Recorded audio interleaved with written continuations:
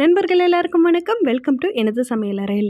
எங்கள் அம்மாங்க சூப்பராக வத்த குழம்பு வைப்பாங்க. அதனால் அவங்கள வச்சு இன்றைக்கி வத்த குழம்பு எப்படி செய்கிறதுன்னு பார்த்துடலாம். சரி வாங்க வீடியோக்கு போகலாம்.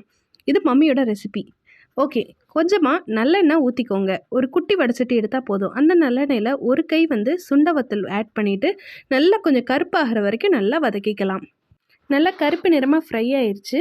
இதை ஒரு பாத்திரத்துக்கு மாற்றிக்கலாம். நல்லா ஃப்ரை ஆனதுக்கப்புறம் அடுத்து பார்த்திங்கன்னா அந்த பாத்திரத்திலே கொஞ்சம் எண்ணெய் மிச்சம் இருக்கும்.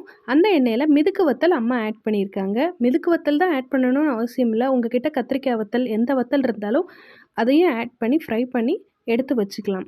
இப்போ இதில் கொஞ்சமாக எண்ணெய் இருக்கும். அந்த எண்ணெயிலே ஒரு 1/2 ஸ்பூன் ஜீரகம் ஆட் பண்ணிக்கலாம்.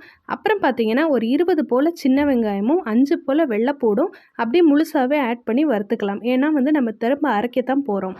கொஞ்சமாக 1/2 ஸ்பூன் உப்பும் சேர்த்து வதக்கிக்கலாம்.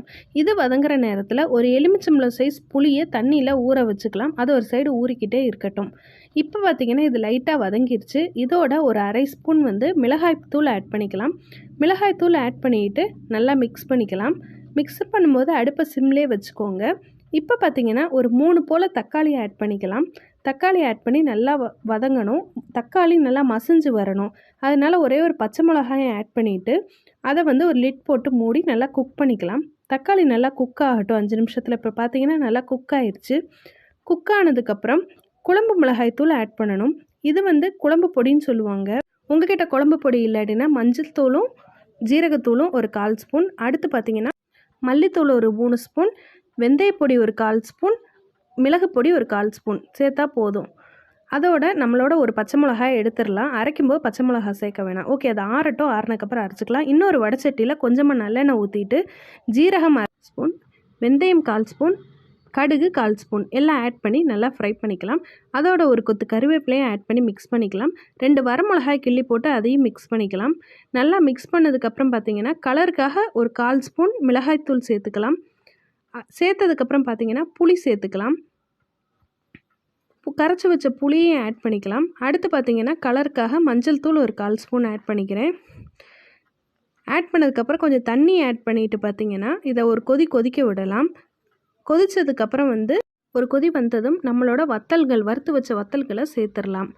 அடுத்து பார்த்திங்கன்னா உப்பு சேர்த்துக்கலாம். உப்பு சேர்த்ததுக்கப்புறம் பார்த்திங்கன்னா ஒரு மூடி போட்டு மூடி வச்சிடலாம். உப்பு ரொம்ப சேர்த்துறாதீங்க. ஏன்னா நம்ம ஏற்கனவே மிக்சியில் அரைக்க வச்சுருந்ததுலேயும் உப்பு சேர்த்துருக்கோம்.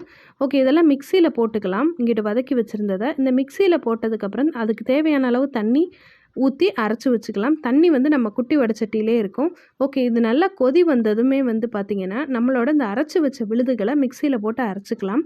மிக்சியில் அரைக்கும் போது 1 ஸ்பூன் மிளகாய்த்தூள் சேர்த்துக்கோங்க காரத்துக்காக. ஓகே, இது கூட தண்ணியும் சேர்த்து உங்களுக்கு எந்த கன்சிஸ்டன்சியில் வேணுமோ அவ்வளோ தூரம் சேர்த்துக்கலாம். ஒரு 1/4 மூடி தேங்காய் ஆட் பண்ணிக்கலாம். தேங்காயை நல்லா மிக்சியில் அரைச்சதுக்கப்புறம் தேங்காய் பாலை எடுத்து தான் இதில் ஊற்ற போகிறோம். தேங்காய் பால் வடிகட்டி நல்லா ஊற்றிக்கலாம். உங்களுக்கு தேங்காவாகவும் சேர்க்கலாம். இல்லாட்டி தேங்காய் பாலை தண்ணியாக வேணும்னா தேங்காய் பால் யூஸ் பண்ணிக்கலாம். உங்களுக்கு குழம்பு கொஞ்சம் கெட்டியாக வேணும்னா தேங்காய் யூஸ் பண்ணிக்கலாம். கடைசியாக கொஞ்சமாக கொத்தமல்லி தூவி இறக்கிடலாம். அவ்வளோதான், நம்ம வத்த குழம்பு ரெடி. எங்கள் அம்மா வத்த குழம்பு ரொம்பவே சூப்பராக இருக்கும். வீடே நல்லா கமகமன்னு இருக்கும். நீங்களும் இந்த ரெசிபி ட்ரை பண்ணி பார்த்து எப்படி இருக்குன்னு சொல்லுங்கள்.